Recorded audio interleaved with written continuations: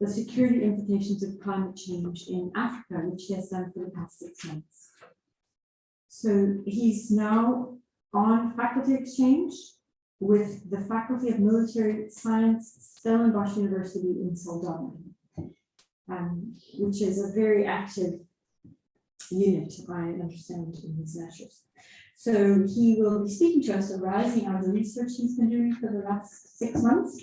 And just so you know, we have with us a PhD student in climate or in related subjects, and a couple of we have some students in our midst, as well as the members who have various backgrounds. So I'm looking forward to the question time. We always have interesting questions. Wonderful. So without further delay, I will turn it over to you, and you can handle the technology for me. Thank you so much. Thanks.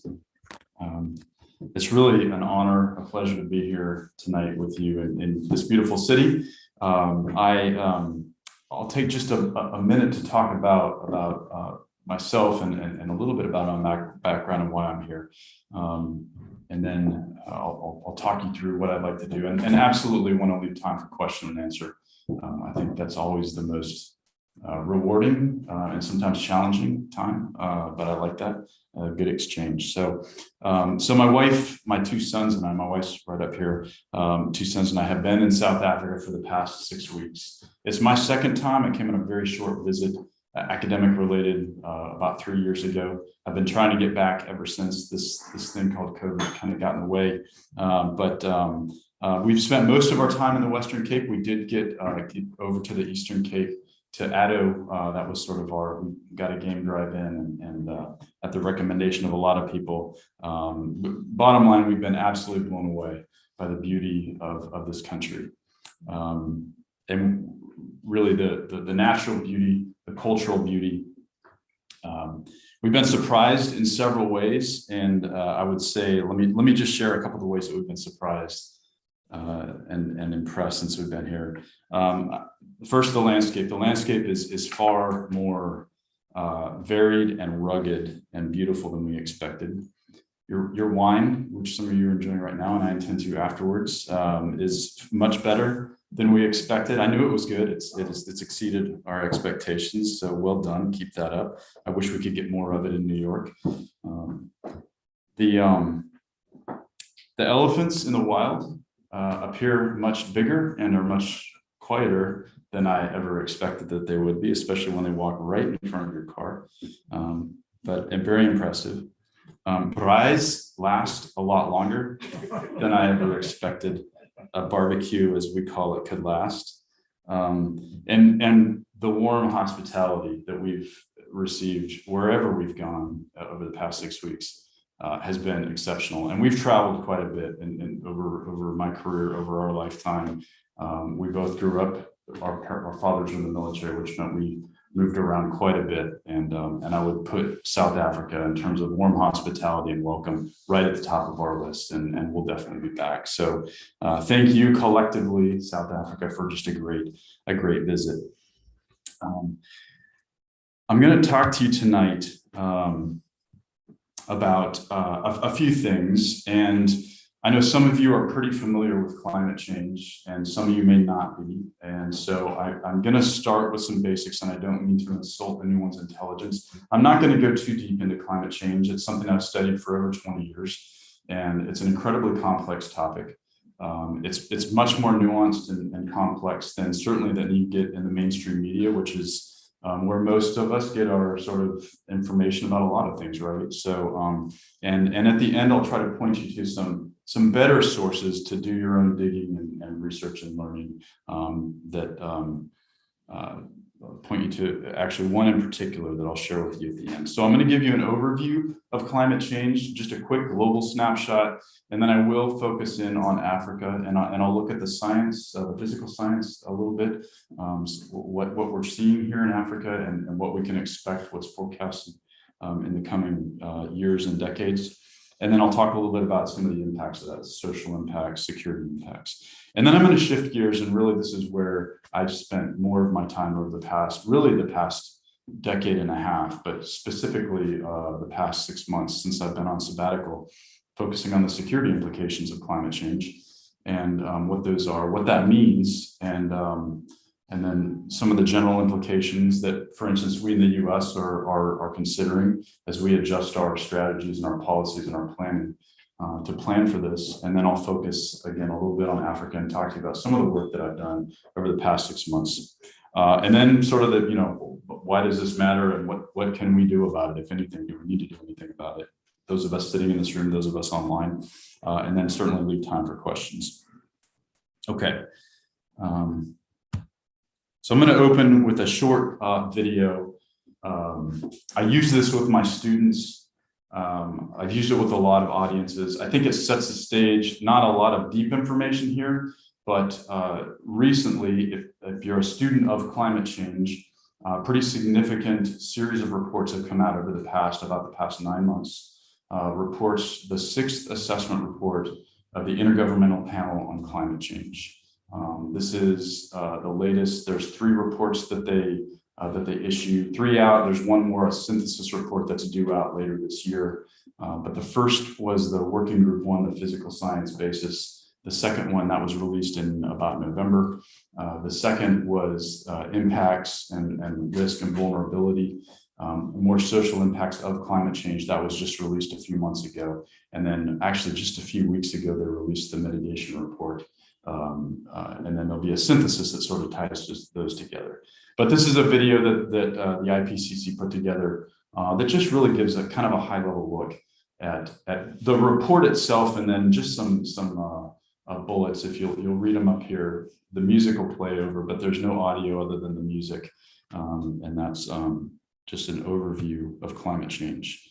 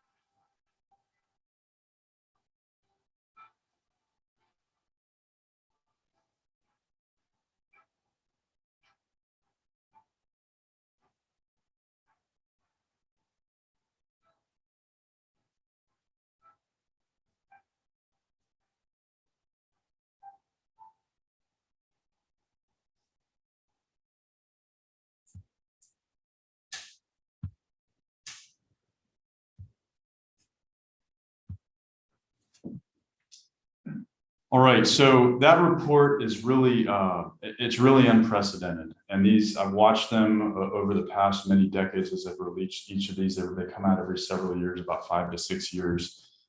It's not original research. The IPCC does not do original research. They base their research off the very best peer-reviewed science that's out there. And you saw the reference that just the Working Group 1 report on the physical science is based off over 14,000 peer-reviewed publications. It's consensus science. There's a method that they use that I won't go into it, but it really is unprecedented. There's nothing like this in history that society has used to try to understand a complex problem, a challenge that society faces. and they do continue to get better. It's not perfect. Whenever you're doing a consensus, there's things that sort of get averaged out, and we may miss something, but they do continue to get better. And I've watched this. I haven't been a part of it. I know a lot of people who do contribute to these reports, and they really take their jobs very seriously to do the best science and inform a whole range of folks, from other scientists in other fields to policymakers, and I'll talk a little bit more about that at the end. So what are we seeing? Climate change overview. You hear the term global warming. We've kind of shifted away from that in many ways, and we talk about, because it's more than just global warming. That is sort of the big thing that's driving a lot of this, and it's really driven by an increase in carbon dioxide. I'm not sure why I see my slides they're cut off on the top. I apologize for that. But bottom line, an unprecedented increase in warming and the rate of warming, and I'll talk about that more in just a second, due to increases. The primary driver of that is increased levels of carbon dioxide in the atmosphere. Carbon dioxide, it's natural, it occurs naturally. There are natural elements and natural processes, obviously, that put that into the atmosphere. But I'll show you in a minute why we really are very certain now that it's due to human activity that it's increasing at such a rapid rate.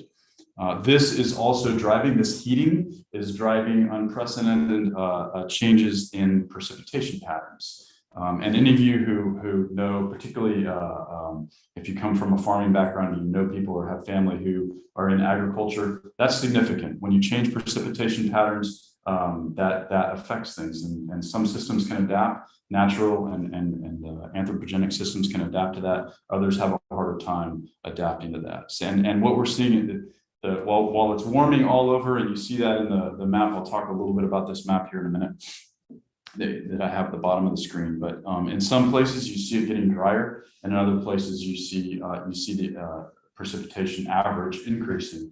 And then you also have extreme events. You have an increase in some places of extreme precipitation events that leads to flooding. And I'll talk more about that in the context of Africa here in a bit. We also see, we are seeing, and we expect to continue to see an increased intensity and frequency of some severe weather events. And the big two are heat waves. We expect to see, we are seeing more heat waves. We're seeing them more frequently, and we're seeing higher temperatures in many of those heat waves. And we're also seeing not necessarily more tropical cyclones, but we are seeing a greater intensity. The ones that do form, we are already seeing an increase in the wind speed and the amount of precipitation that those bring. We've seen that anywhere that's, we haven't really seen an expansion of areas experiencing tropical cyclones yet, but we have seen an increase in the intensity and frequency of those. We're also, this isn't just affecting the land and the ocean, the air above the oceans, the atmosphere. It's also now, we know it's affecting the oceans, and we're seeing increases in ocean temperatures in response to this. And the other thing that's particularly concerning, we're getting better at this as well. The carbon dioxide, the ocean is a major sink of that carbon dioxide. It absorbs an incredible amount of carbon dioxide. If you know your chemistry, you think back to your chemistry, when you add carbon dioxide to water, you get it acidifies that water slightly. You drop the pH of that water, and we're actually seeing an increase in ocean acidification in some areas, which has an impact on marine life and fisheries. So that's a concern. And then the last thing that I'll mention, there are many others. This is just some highlights. We are seeing shifts in disease patterns, things like malaria that require certain a temperature range and certain amounts of precipitation or moisture. We're seeing not always an expansion, but in many cases an expansion of particularly some tropical diseases, but some other diseases. We see shifting patterns. Complex, but we see that, and we can attribute that now to the changing climate. I'll tell you, I've been studying this for 22 years. When I started out studying this back when I was doing my master's around 2000, so it was actually about 22 years ago, which is hard to believe, but I was interested in climate. I was interested in this thing called climate variability. We know the climate has always varied. It's changed for the records as far back as we can see. We know the climate temperatures increase, carbon dioxide levels change in the atmosphere. That's usually the driver. That's happened for millennia, and we know that. And I was skeptical personally that humans could actually be driving this. And this was early days of the science, and people were starting to say, yeah, we're pretty sure actually that humans are the primary cause of what we're seeing in the climate system. And I was pretty skeptical, and I continued to research it. Actually, did some modeling, some analysis, and the more I studied, the more I learned, the more I modeled, the more convinced I became that actually, that actually it's the human anthropogenic carbon dioxide that is the primary driver, not the sole driver, but is the primary driver. And that's actually, if you take a look at this next slide, I know it's a bit small for those of you sort of far from the screen, but two charts that I want to focus your attention, and these are the left chart, and let's see which pointer's going to work here. I'll talk you through it.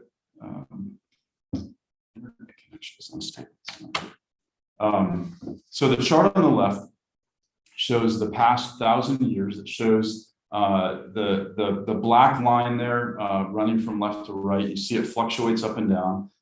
That's deviation from the average temperature, global average surface temperature. It's a decadal average. So every data point, imagine a data point every 10 years. We reconstruct that. Obviously, the solid line on the far right from 1850 to 2020, we had enough instrumentation around the world that we could actually measure that, record it. We had pretty good records, and we can reconstruct that.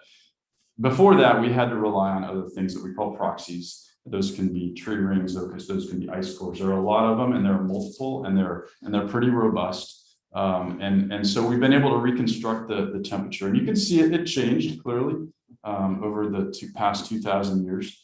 But it stayed within a certain band. You even see a cooling trend over time, over the last 1,000 years. But then in 1850, something interesting happened. And if you think about that time and what was going on in the world, that's about the beginning of the Industrial Revolution. That's about when we started to burn large amounts of fossil fuels. So carbon that had been stored underground, in most cases for millions of years, that is now being released from its storage state into the atmosphere, and then some of it absorbed into the ocean. And so at that time, that's what we see, that correlation. Correlation doesn't always mean causation, right? But so we observe this, right? We observe this very rapid increase that you see from 1850 to 2020 with very little perturbations in the down level. But that is unprecedented. That rise is unprecedented. So what we've now been able to do, I'm going to move your attention over to the right, chart on the right. We have gotten really, really good at modeling this. The models, when I was a master's student, they were okay, but they missed a lot. But they continue to improve. Computing power has improved, and our understanding of the climate system has improved, and our ability to model it has really, really vastly improved. So what modelers do, I've done some modeling. I would not classify myself as a modeler, but what our modelers can do, and this is from a whole suite. This isn't just a single model. These are lots of different models run by different people, and they argue amongst themselves and debate, and they have fun doing it, I guess, but more power to them. But what you see, so now we're focusing on that 1850 to 2020 period. And the black line that runs is the observed. So that sort of is the observed line that you see over on the left, now expanded out over the past 70 years, more than that, 1850, sorry, my math, 170 years. And then our modelers have been able to simulate that with all their impact. And you see they're not perfect. So the solid orange line that sort of parallels or runs with that observed line, it's pretty good. They miss a little bit. They're a little low initially, but it's, they're generally, definitely follows the same trend, the same pattern. But now, because it's a simulation, what we can do, the modelers can go back and they can rewind the clock, and they can extract those, the man-made inputs, the carbon dioxide, for instance, or the methane that was caused by human activity, and then they run the model again. And when you do that, you see that's the green area is the simulated natural only. So that really the only thing that significantly changes the temperature without human carbon dioxide is it's really driven by solar activity, solar input, and volcanic activity, which I won't go into the science of that, but bottom line, you can see the difference there. And what does this help reinforce? It helps us see that, yes, in fact, and there are a lot of other ways that we know that humans are the cause of this This is just one way of running a simulation. Okay, so we talked globally. Let's zoom in on Africa a little bit. Africa is disproportionately in many ways affected by climate change. You all know better than I, it's a massive continent, and climate change affects it very differently in different places. So I'll talk Africa generally, and then I'll focus on Southern Africa here in just a second, what we expect to see. So, and again, some of these are observations. We are already seeing this happen, right? This isn't sort of something that's going to happen in the future. This is happening now.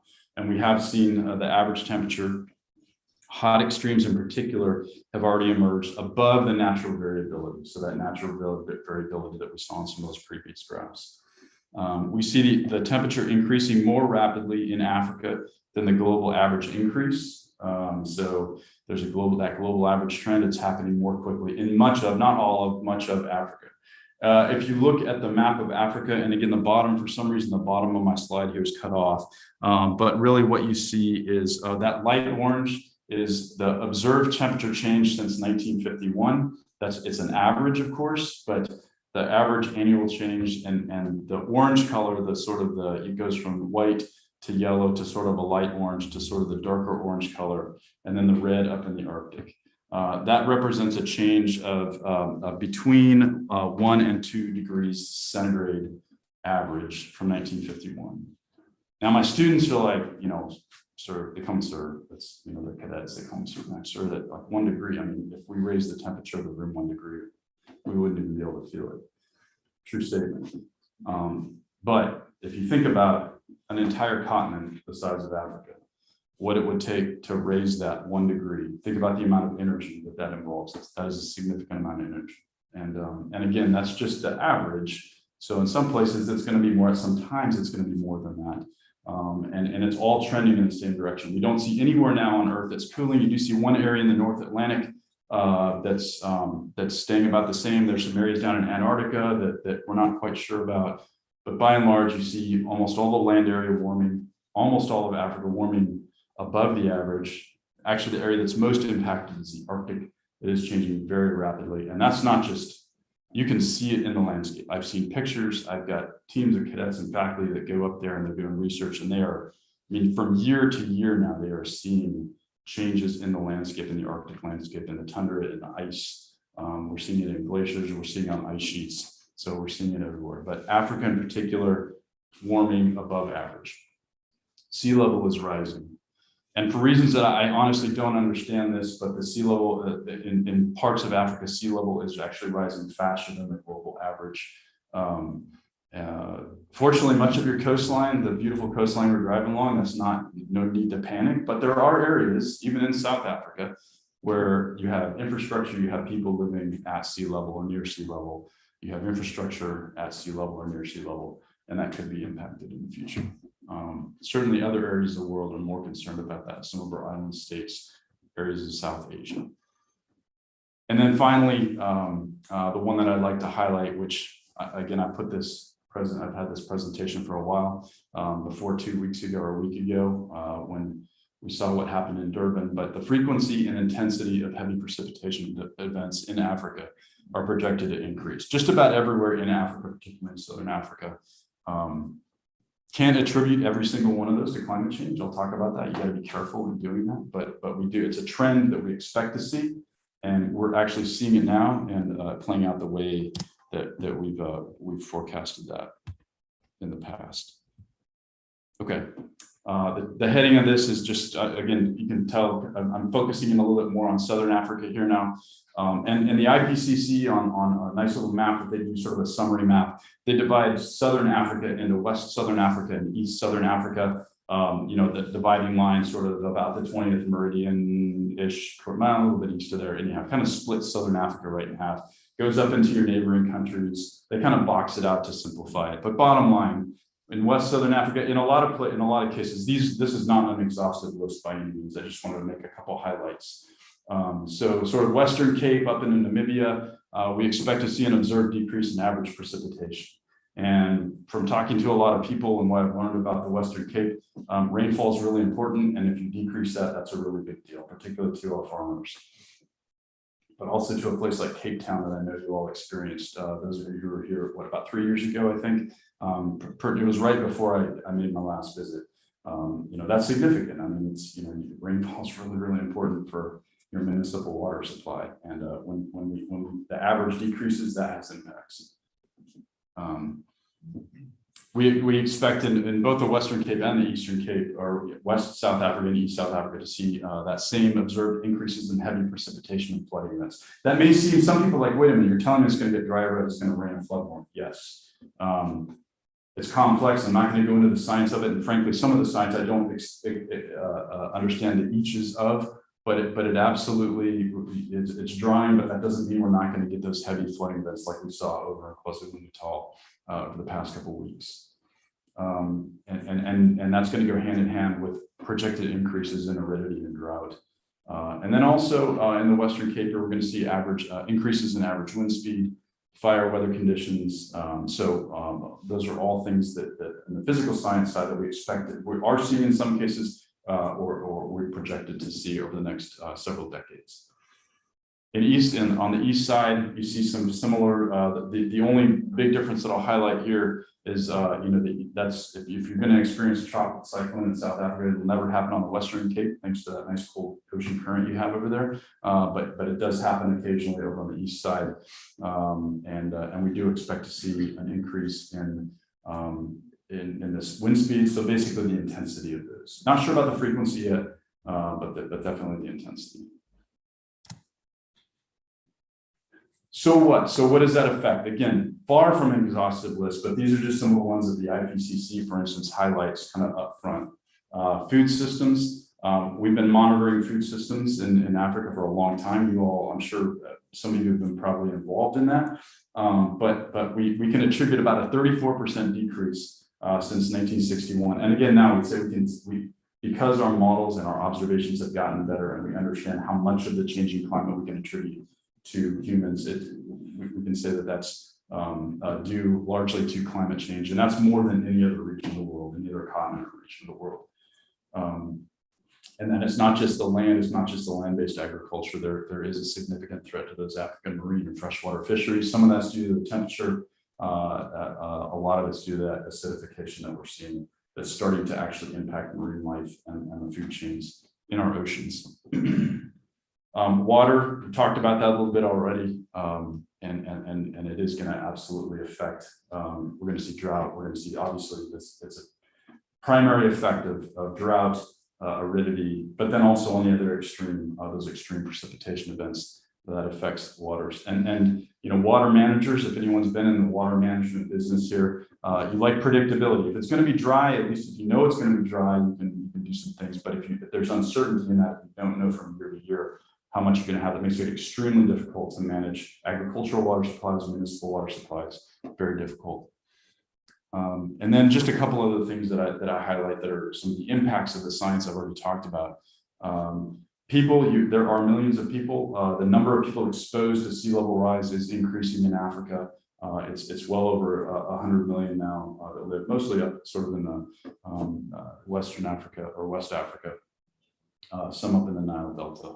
And that's going to continue. That's not going to stop for decades. And then we also see that strain on human health, largely due to the changes in disease patterns I mentioned, but also the heat events, those extreme heat events that impact particularly the elderly and the very young. Okay. So I'll pause there for a second. And we're going to shift gears now, and I'm going to shift from sort of the science and sort of the social impacts, economic impacts, and again, just wave tops. We teach a whole course that goes into this where I work, and there's books and books and volumes on this. But I want to shift gears, and I want to talk now about something that's a little bit closer to the area that I work in, and those are the security implications. And when I want to be careful when I say security. A lot of people will hear that and, what kind of security? There's lots of security. There's food security, there's human security. I'm really talking about national security. What nations do to defend themselves against threats. And those threats vary, we all know that. And the threats from the US are different from the threats for South Africa, but I'm talking really about national security and national security or international security implications of climate change. So who cares about that? A lot of people care about that. A lot of people, increasing amount of interest in this. This is US Secretary of Defense Lloyd Austin, retired four-star general, now serving as our Secretary of Defense. And he said, this is just about a year ago. He said, today, no nation can find lasting security without addressing the climate crisis. We face all kinds of threats in our line of work, our line of work, meaning the defense line of work, but few of them truly deserve to be called existential. The climate crisis does. Someone who I will tell you 20 years ago when I worked for him, he could care less about climate change. He cares a lot about it now. And he's got a lot of folks working to understand it and understand the impact that it has on our national security and global security, frankly. I'll kind of go back and forth between US perspectives on this and what we see in Africa. But again, I apologize, this is cut off, but the top of this is from the BBC last week. KwaZulu-Natal floods. South Africa Army sends 10,000 troops. Now, I don't actually know if 10,000 troops went. I have a lot of people, I was working at the military academy, they said it's unlikely that actually 10,000 troops actually went. I think that's about a quarter of your army, if they actually. But someone said, actually, no, there are a lot of armies stationed in KwaZulu-Natal. So if all of them actually just helped with this, that would be about 10,000. So maybe, I don't know where they got the number. The bottom line is, even if it's a battalion, 700 to 1,000 soldiers that went to help with this, there are security implications for that. And we'll talk about those in just a second. And for some soldiers, like these medical personnel, it's actually, it's sad, it's tragic that it happened, but it's not really bad training for them. It's more than training. They're helping do what they do, just in a different context. But for an infantry soldier like I was before I went into academia, it's certainly a good thing to do, and you're glad to be able to help, but it's taking you away from your primary duties of being an infantry soldier or an armor officer, or whatever your duties are, some of which are very technical and require pretty regular training. And when you go do this, it has an impact on your ability to do your mission, and some other impacts that we'll talk about here in a second. So top of the slide here, security implications of climate change, just in general. And these are ones particularly in the US, but I think increasingly South Africa, folks I talked to, and I know across Africa, looking at this as well. In fact, some of the militaries, some of the armed forces across the continent are very engaged in this space. And I can talk about those more maybe in the Q&A. We are very interested in the impact on installations and infrastructure, particularly our Navy. Most of our naval bases, they're at sea level. On our West Coast, not a big deal because we have, like you, a nice steep coast, and it doesn't have a huge impact. It has a bit of an impact. On our East Coast, though, our biggest naval base, Norfolk Naval Base, right at sea level, they're facing this twin threat of sea level rise and the ground there is subsiding. And so it's like an accelerated sea level rise. And there are days, frankly, when the workforce can't even get to work because the roads are flooded. They experience daily flooding of their roads in the city of Norfolk and some of the adjoining cities. And it affects the piers, it affects a lot of the infrastructure on the bases. And there's no easy solution to that. I mean, you can't just pick up and move the largest naval base on the East Coast. So what do? Build flood walls, but it's expensive. So we're very interested in that, sea level rise. Drought and fire at some of our larger training areas, particularly in the Western US. We're looking at that has an impact, particularly the fire. I can talk more about fire and how we respond to that in the States. Don't know if that's a big problem here in South Africa, but it is in the Western US, and it's only getting worse. I've experienced that personally. Personnel and equipment, we have to look at we're always purchasing, designing, building, testing your equipment. And now we're starting to do that with a climate lens. So hey, let's make sure if we're going to buy any piece of equipment that whatever we're going to use that for. One area where this is particularly of interest, and our Navy has been engaged in this space I don't think it's a big deal to South Africa at all, but that's the Arctic. We have, for years, the only naval forces that went into the Arctic were our submarine forces, for obvious reasons, right? It was sea ice most of the year. That's changing. That's one of the most visible changes, signs of climate change is the shrinking expanse of sea ice.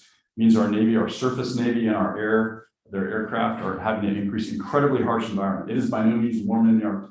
But if you have open seas up there, the Navy will have to operate for all the things that they do, just like your Navy does. And we're very interested in the impact that has on particular naval equipment.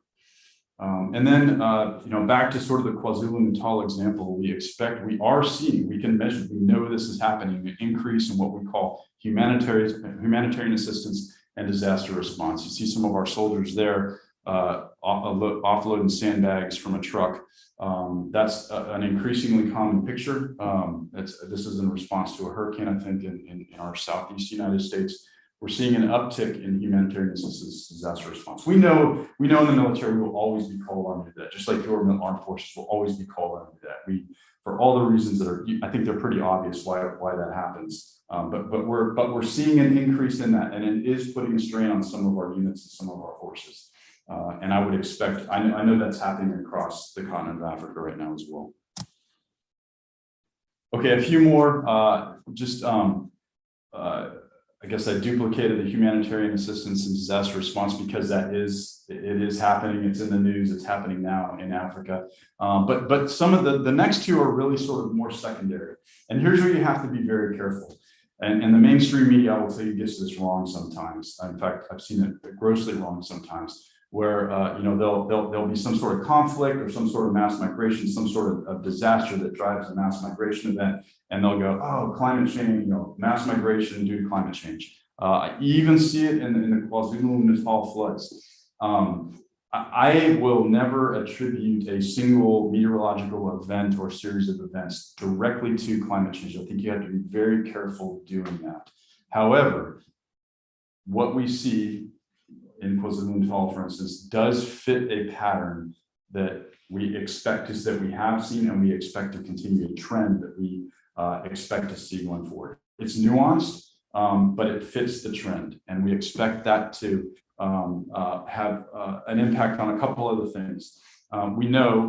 Talked about drought, we see it. We know it's going to continue in areas that are already water stressed, and that's. I'll give you an example here in a minute. Up in the Sahel, where we see an increased likelihood for conflict. There's always been conflict over water, but I'm talking sort of violent armed conflict, not just competition, bartering conflict, sort of pushing and shoving, if you will. It's getting worse than that. And then we also have bad actors that we know are leveraging that conflict. They do it everywhere, right? We know there are various groups of people that see conflict and they know they can exploit that for various reasons, for their own aims, and we see that happening, for instance, in the Sahel. And I'll give you an example in a minute. And then, this is a big one: decreased agricultural production. I already talked about that. We can measure that, we can see that, and we can now attribute that to climate change in Africa. We know, and that's the opposite of the population trends in Africa, right? I think, if I'm correct, by 2050, Africa will be the most populous continent on the planet. Takes a lot of food to feed those folks, and if you, at the same time, you're decreasing your agricultural production, it's not a leap to say that's not a good thing. And a lot of those places where that's happening, where you have an increasing population and a decreasing agricultural production, are the places that are already somewhat fragile, where you don't have great governance structures in place. This is going to further strain those. And then we do expect to see migration again. There are folks that look at, do we call them climate migrants? I'm always hesitant to do that. I think a lot of migration, I know you're facing a bit of a migration crisis too. Security governance, those are top of the list of ways to manage that. But this is going to exacerbate it in some places. And that's a security issue. So this is the example I mentioned. I'll get through this, and then I think probably about time for some questions and answers. So we know, some of you may have studied the Sahel. It's an interesting place. It's a place it's always been sort of on the margin, right? And it's literally between the Sahara and the savannas further to the south. marginal area, but people have existed there for millennia. And there's sort of the two groups of people. I'm not an expert on the Sahel, but the two groups, competitive but cooperative at times groups, the pastoralists and farmers, more traditional farmers. But the degraded farmlands, for a whole host of reasons, not just climate change, but a whole host of reasons, we see that farmland being degraded. We see in many cases the desert expanding south. We know that temperatures rising there quicker. Already mentioned that. That's within that area where it's rising more quickly than the global average. And we see presently, and this is as of the past year, and that's according to our USAID, the U.S. Agency for International Development, that over 33 million people are currently food insecure in that region. I mentioned the competition between pastoralists and farmers. And we know that in those areas that I can go into this in some more detail if you'd like to, but bottom line, there are extremists who are both exploiting that conflict and exacerbating it. There are places where people have, for climate reasons or agricultural reasons, degraded land, they've moved out. Those are now ungoverned, sort of unoccupied spaces, and extremists have moved in and occupied and are using those and had a great freedom of movement in there. In other places, they're playing one side off the other, or they're playing one group against the government. And you see shifts in power dynamics as a result of that. Is it because of climate? Again, I'm very, very cautious to draw that straight line between something like that and climate change, but it's absolutely not helping. It's a variable that is clearly, in some cases, exacerbating existing problems. Okay. The so what? The title of this slide is so what. So what do we do about it? What does anyone do about it? What does the U.S. do about it? What do people in this room or online? What can you do? I think everyone can try to understand the problem better. And I'll point you to some resources to try to do that.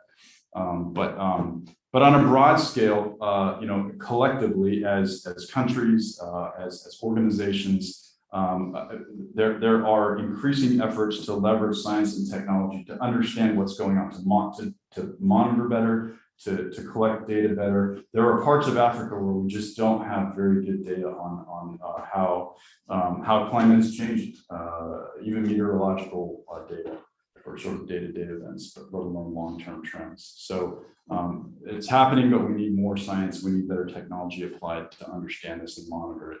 Our modeling will continue to improve. It's like I said, it's improved vastly since I was first stepped foot into this arena over about 20 years ago. We are very much in the business of assessing the vulnerability of our installations, and we're helping some of our partners in Africa do the same thing. And we know there are some countries in Africa that are doing that as well, that are assessing the vulnerability of their installations to the future projected climate. And then a big one that I'm involved with, and I'm at sort of the beginning of the pipeline with our cadets who are going on to be officers in our Army, but just educating our workforce, educating our trainees. Does an infantry recruit need to learn about climate change? Probably not. But maybe awareness is good, but there certainly are high-level staffs, our officers, and folks who are involved in strategy and planning at those levels absolutely need to understand it. So that's sort of the understanding the problem better. Adaptation. Most of us are going to be in the adaptation game. There are definitely industries and sectors of our society that will be involved in mitigation, and we all will be to some degree, but we're not. Most of us probably aren't driving mitigation. Mitigation is actually trying to stop this, slow this down, slow the change, keep us below 2 or 2.5 degrees C change warming, which we think is sort of a threshold that we don't think we want to cross. So adaptation, how do we adapt? I mean, the die is cast for climate change for the next several decades. Even if we stop now, we cut all CO2, which is just can't happen. But even if we did, it's a very slow system. It takes a long time to respond, and we will continue to warm for decades to come. And we continue to see observe some of the trends that we've already seen for decades to come. So how do we adapt to that? What I've done for the past 6 months, I've been very involved in integrating an understanding of climate and integrating climate change into our strategy and plans. I worked at the U.S. Africa Command which looks at security of U.S. Interests and allies and partners across the continent, and that's what I was involved with. I mean, we were looking, it hadn't really been done before, and so we were looking, well, we have all these strategies and plans. Let's look at them through a climate lens. Do they need to be adjusted? How do we integrate this? How might we leverage relationships with partners like South Africa, like Kenya, some of our partners and allies? Are there ways that we can cooperate to address some of this? Preparing leaders, forces, equipment. I talked about that a little bit already. Talked about installations. When we build new installations or we upgrade existing installations, precious dollars. Let's make sure we're again putting the climate lens on and don't care. Are we taking what we project to happen over the next 10, 20 years life cycle of this thing that we're building? Are we thinking about how the climate's going to change over that time to make sure we're making a wise design decision or investment? And then that big one, cooperating with Alan. Tons of space here, absolutely essential. I've heard some really senior folks say, this takes not just a whole of government approach to address some of this. It takes a whole of society approach, and it absolutely takes international cooperation. Frankly, that's part of the reason I'm here talking to you tonight. I mean, this is not something that any country can do alone. It's not something that any organization or sort of stovepipe within a government can do. And I've seen some great cooperation both within our government over the past couple of years on this, and I'm seeing some really interesting dynamics. I can talk about some of those that I've seen here. Okay, I think let me just point you to some resources, and then we'll open up for questions. The sixth assessment report, really easy to find, ipcc.ch. That's their web address. You go there. Now it can be kind of overwhelming. You're going to kind of, if you click into reports, you'll see something like this, like, wow, okay, that looks complicated. Where do I go? If you're interested in this, let me point you to where I actually usually go. The best two, I think, are the middle two there, the AR6 Climate Change 2022 Impacts, Adaptation, and Vulnerability. That's sort of the social impact side of it. That's the report that was released about 4 months ago. And then the bottom one, the physical science basis, that's the one that's always the first one to be released because everything else is based on that. That was released. The synthesis report at the top hasn't been, that will come out in September. That'll be actually really good too, because it'll synthesize a lot of this into sort of connect all the dots. When you get inside those, it can again be overwhelming. Look for the summary for policymakers. That's what you want to look at. And you can even, they go easier than that. There's an executive summary up front. And it's really easy to understand. It's based on the design. And then if you want to know more, there's lots of hyperlinks, and all of it's available online. So summary for policymakers, and then they've developed an interactive atlas. And if you're like me, I'm a geographer. I love maps. I can lose myself for hours in the interactive atlases like that. And it's like they finally got it. The previous ones weren't as good in my opinion, but this one it's gotten a lot better. So I'm a big fan of that. If you like maps, interesting place to go. Okay, I'm going to stop there. Talk way longer than actually. Let's stop what I expected to talk about. Big questions, and I can't see our online, so I don't know if can you see questions if they pop up on the chat. Okay.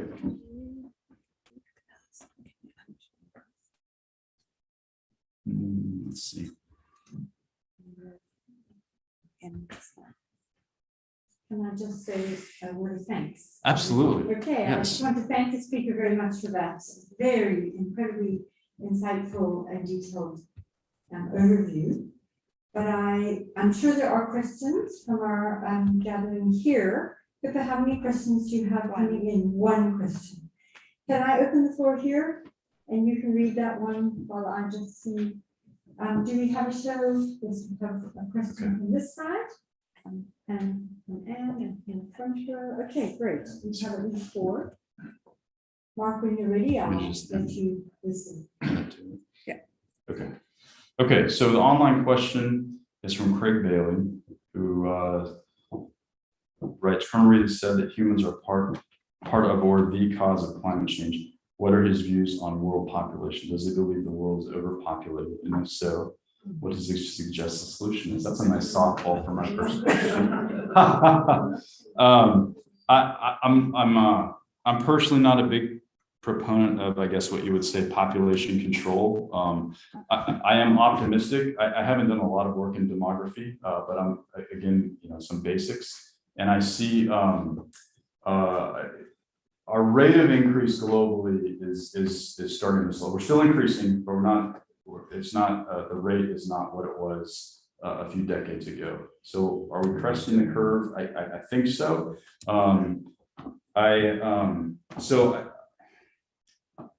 There are certainly, okay. Hello everyone, now I can see me. Okay. That's a little awkward. That's okay.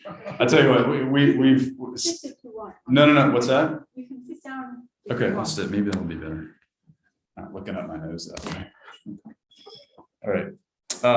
So personally not a fan of I guess population control. I think what works better is just continuing to educate people, help them make good choices about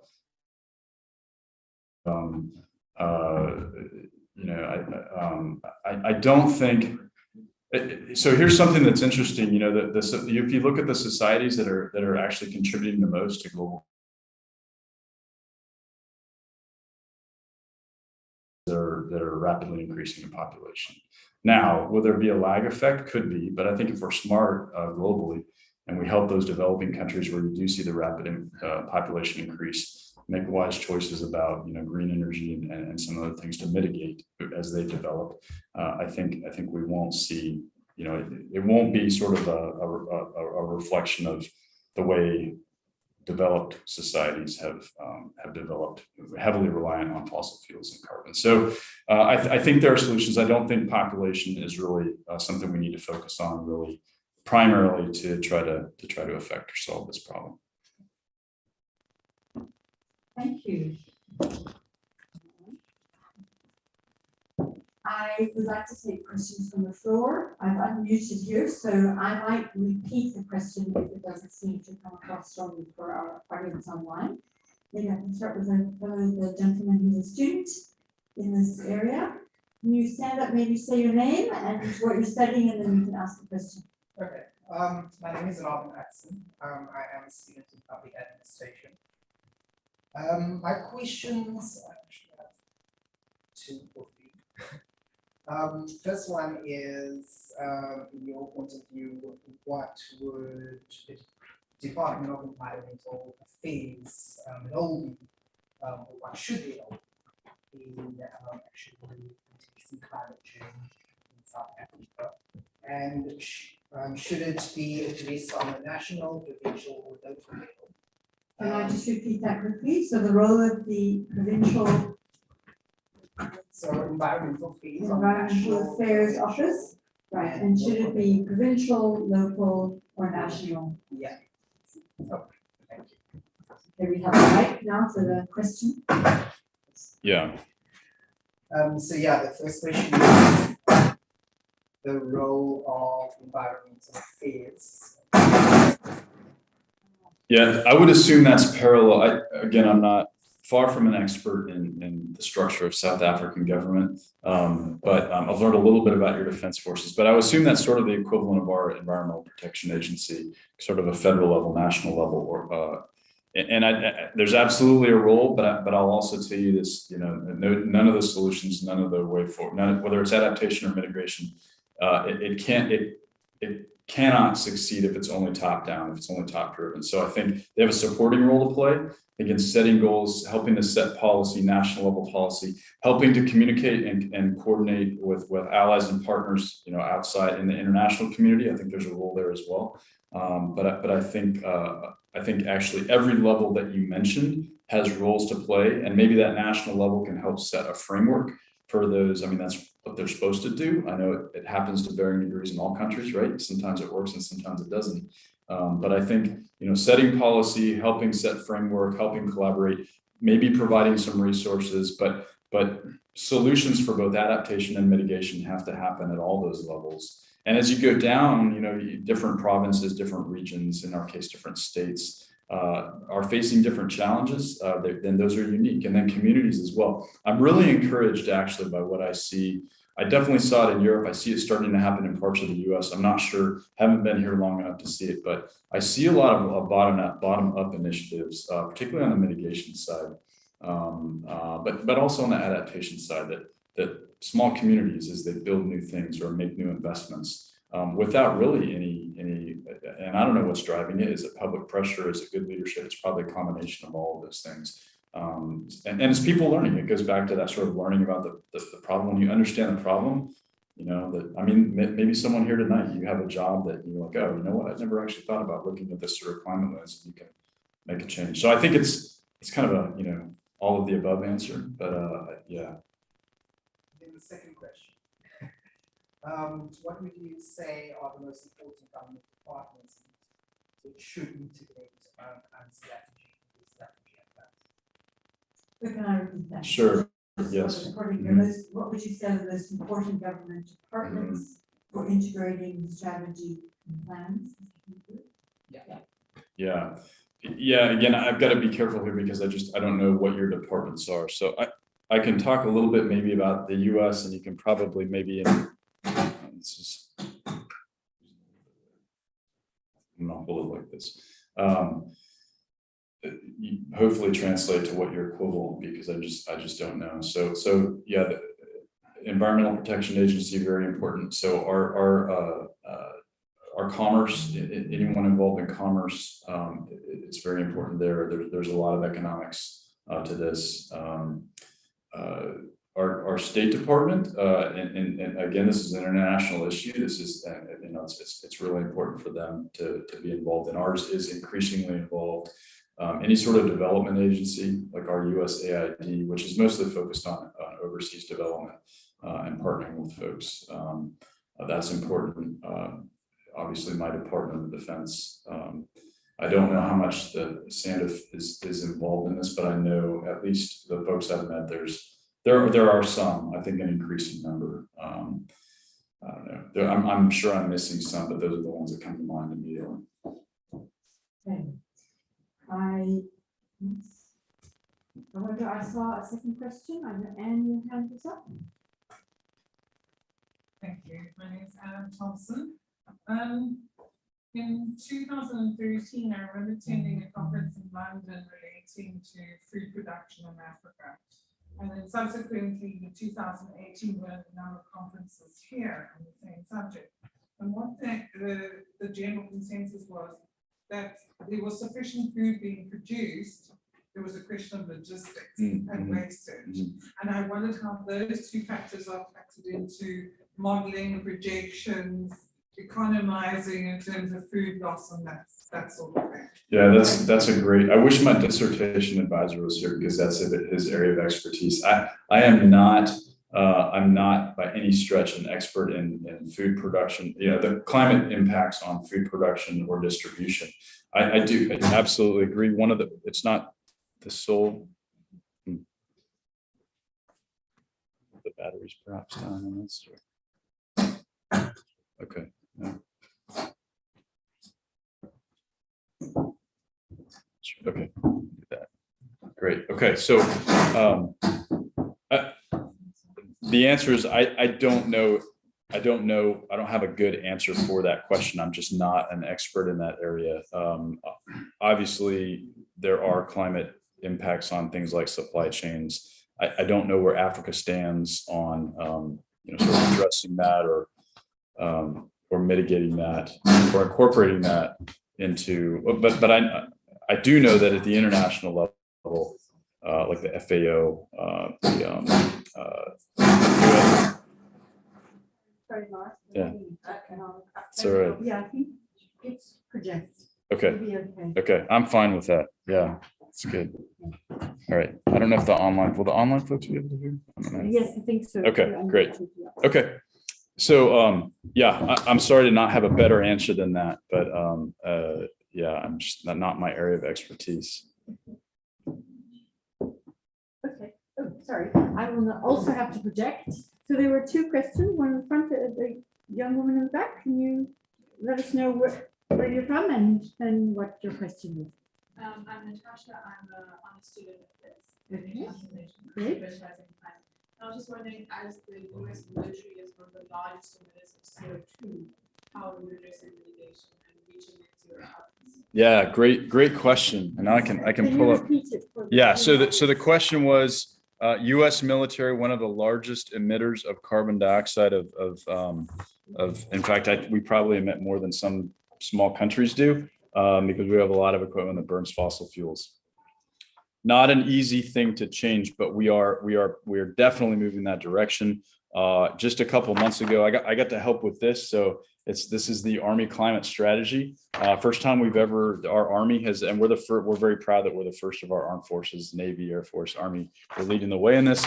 And I got to help actually with some of this. And if you look at this, you'll definitely see that it covers a lot. And I didn't get into the mitigation, but we are absolutely looking at ways to reduce our fossil fuel dependence and consumption. And here's an interesting thing. First of all, big armies change very, very slowly for a lot of, it's really expensive. I mean, you can't just overnight redesign a new main battle tank that runs on batteries. It briefs really well, but it's really expensive. It's really hard to do. We don't even have the technology to do it, let alone the money to sort of change that over. But there's a lot of research going on. There are design competitions going on. What we are immediately doing is what we call our non-tactical vehicles. So those are sort of our, every army has, we have our fighting vehicles, the vehicles that go to the field, but then we have vehicles that we use for, driving around the bases and vans and cars and things. And we are in the process of upgrading those and changing those and reducing fossil fuel consumption in those. We're looking at energy consumption on our installations, and we're looking at renewables. We're looking at micronuclear power production. We're looking at a lot of different options. In fact, I have colleagues back at West Point that are involved in helping with design of micronuclear power production. There's quite a bit going on that front. Again, it's not going to happen. And green fuels, that's another thing, that sort of a bridging strategy where we may be able to, kind of like the ethanol, right? So that sort of thing where we can use something that's less carbon intensive to burn in our existing fleet of vehicles and aircraft and ships. So yeah. There is another question that's come in on Zoom, but Okay. I'm aware the gentleman. Okay, shall I read it? Okay. So Tamani has asked about the problem with adaptation in Africa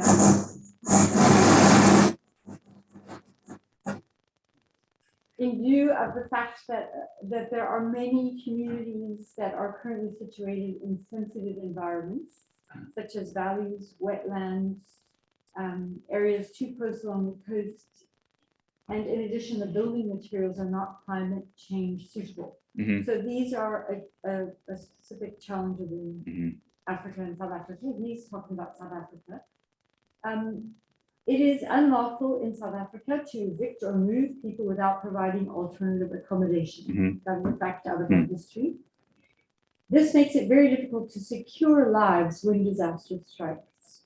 How best can South Africa adapt to climate change in light of these social and human settlements challenges? Yeah, that's a tough question.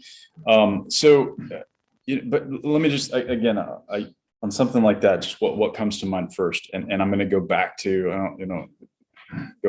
what's happening in KwaZulu-Natal. So never, I don't know who said it, but you probably heard it. Never let a disaster go to waste, right? It's really tragic. Over 400 lives lost. I think tens of thousands of people displaced. I think probably people in vulnerable communities who've been, often those are the most affected by when you have a disaster like that strike. But let's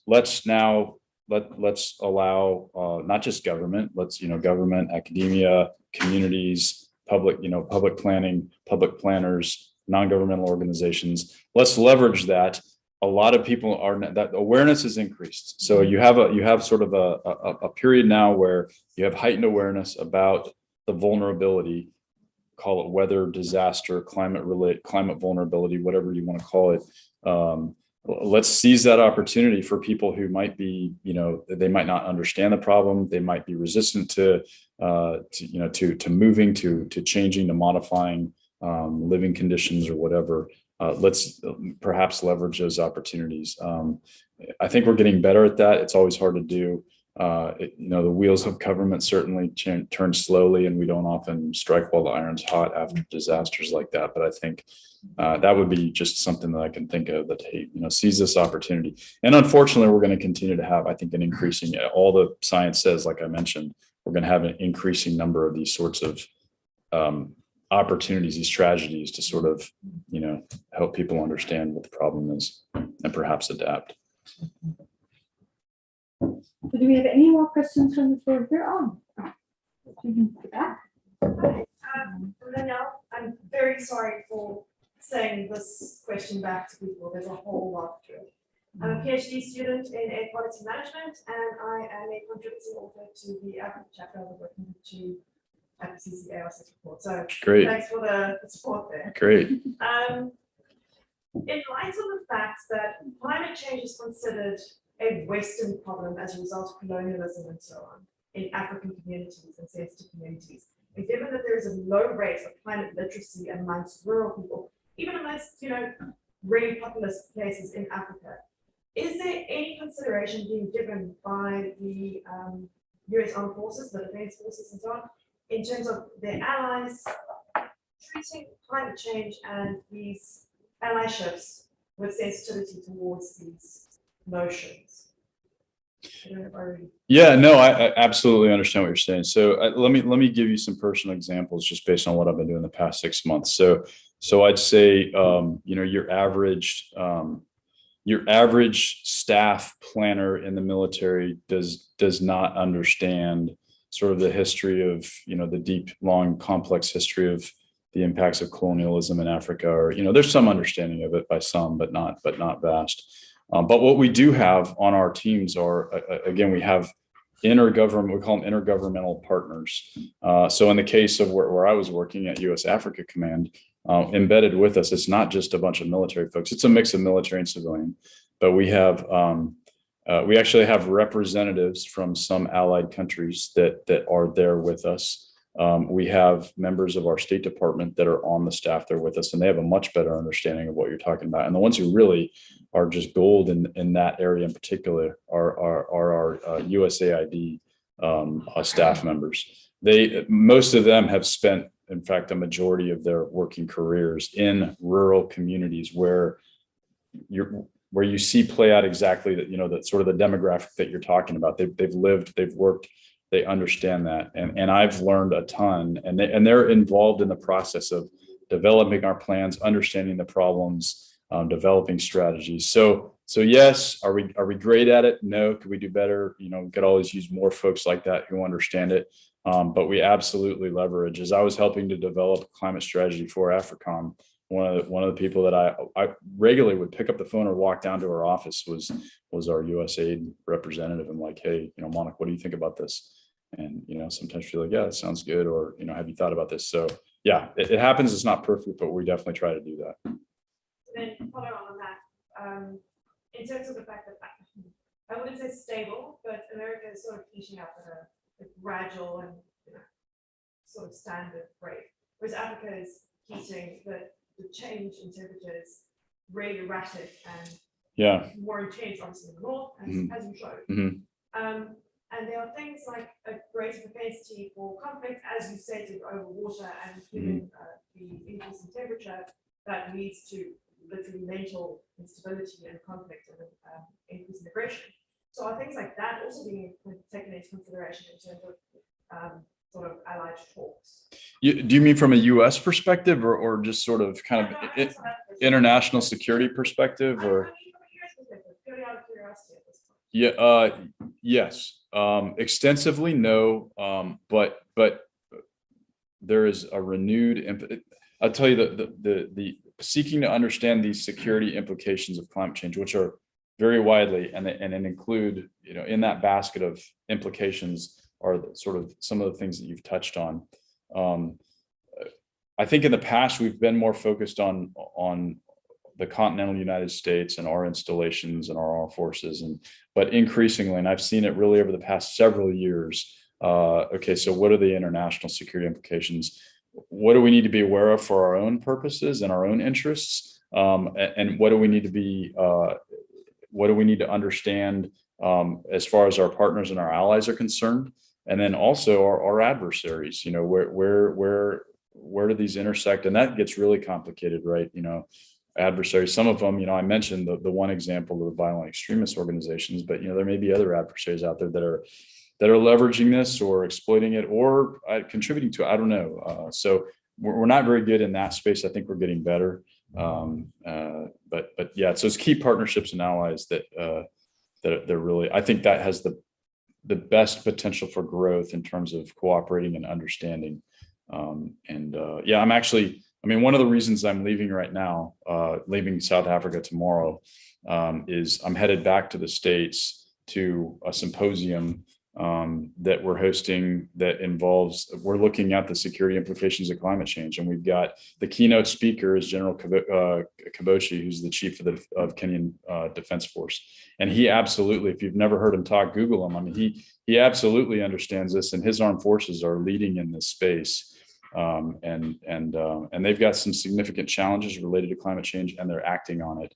And so he's graciously agreed to come and be the keynote speaker for that symposium. And again, as we try to understand this very complex problem.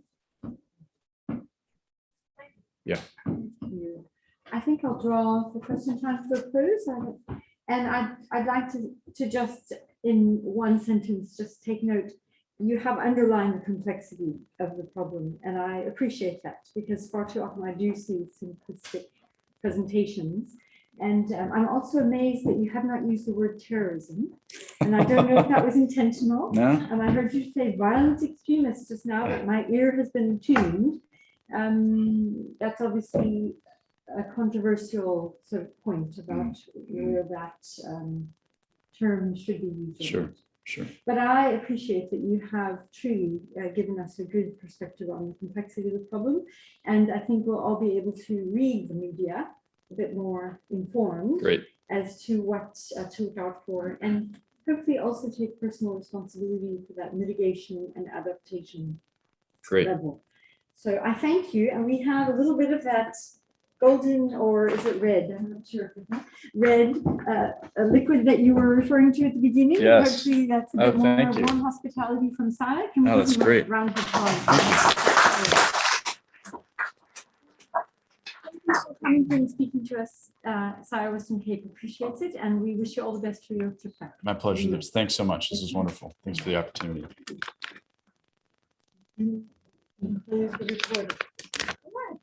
Please help yourself to the last of the refreshments. If you have a few minutes, we leave here up by around 7. Thank you for joining us this evening. I should walk right over and give this to my wife. She's going to have a few more days in country to enjoy it. Thank you.